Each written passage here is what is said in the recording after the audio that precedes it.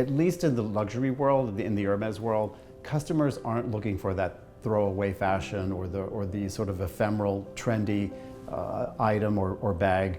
They really want things that are going to last them a long time. They want things that they can pass on, to the next generation.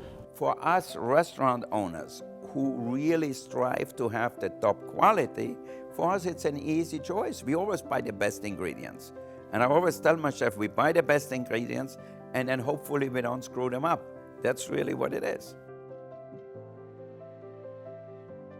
I think the whole industry probably fails convincing worldwide governments that it's probably great to have luxury on earth. Luxury puts people into employment.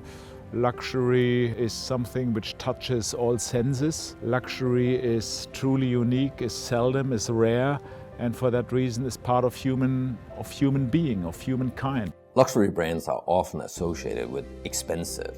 But in my mind, luxury has nothing to do with expensive. Expensive is when you pay too much for a product. That's not necessarily luxury. Everything inspires me. I can find inspiration in nature. We're designing projects now that are basically inspired by rock formations. Nature itself is such an amazing luxury.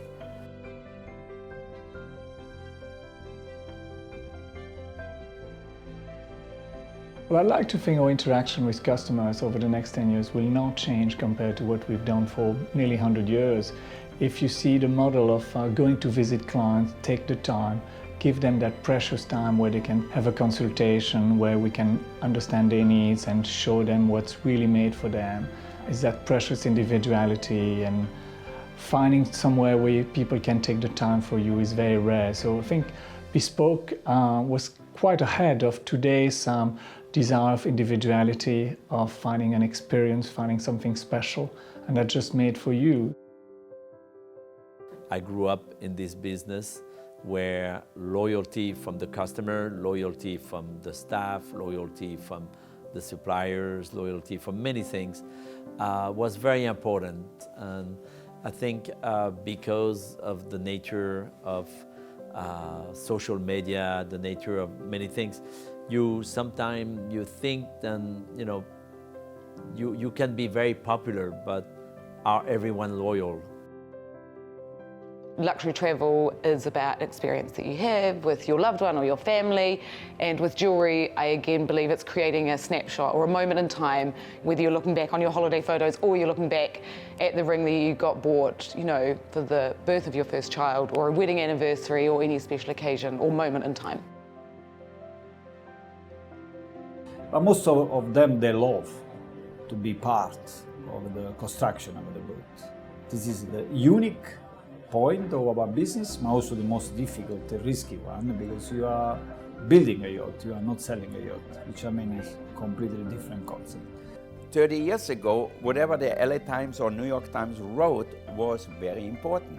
Today, you have critics, for good or for bad, every day in your restaurants.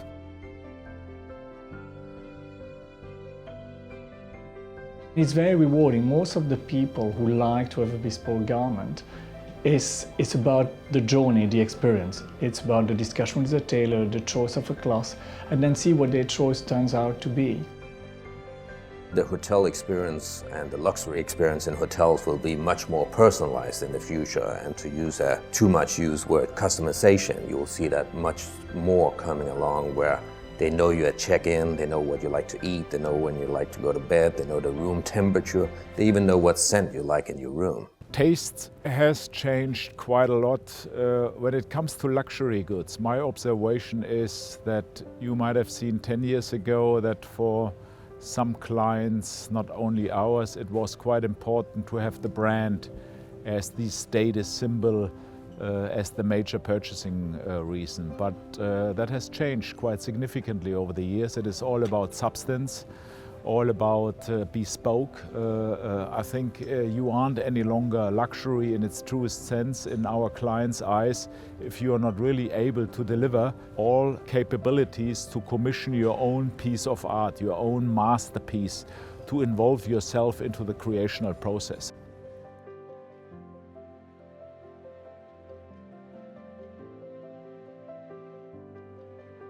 In itself, yachting is not environmentally friendly because we build an ultimate expensive toy that is not needed. But I think it's our responsibility to help reduce it. Sustainability is really important to my industry and my business, and people, I think, really want to know where the jewelry's come from, how it's made, where it's made. You know, that's why I really feel strongly about having everything under one roof and having my workshop downstairs, and you can meet the hands that make it. And for me, that's kind of, you know, really important. The items that people purchase from us are quite expensive, so they want them to last for a long time. So they tend to choose cloths that will have a long duration. They also look to be able to give it to the next generation. Maybe they don't think about it, but that's how we do think about it, because we've seen that we have just redone garments, taking them from people who brought them from their grandfather. So there's that sustainability angle that a garment is going to outlast you.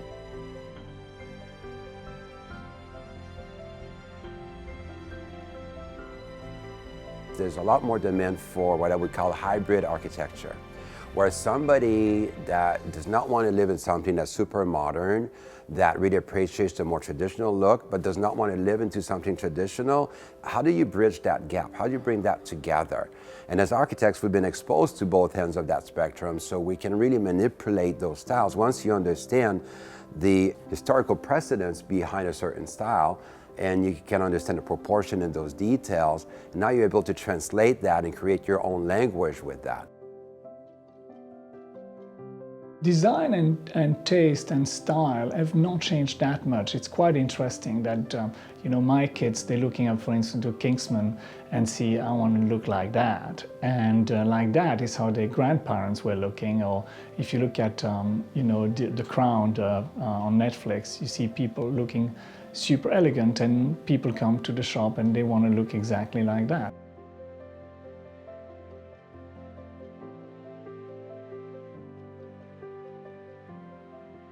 All the restaurants, especially here in LA, who were famous in the 70s and the 80s, they're all closed. We are open now 35 years with Spago, 11 years with Cut, and 34 years with Chinois. But Spago had its best year last year, the 34th year. Why? Because we constantly innovate. What I find very exciting, but also a challenge, is when it comes to the whole change in drivetrain technology, and that will also affect Rolls-Royce motor cars in the near future. And for that reason, we decided already that we would go as Rolls-Royce motor cars full electric in the next decade. And that is something which is quite a revolution for us, and, but will happen in a Rolls-Royce adequate way.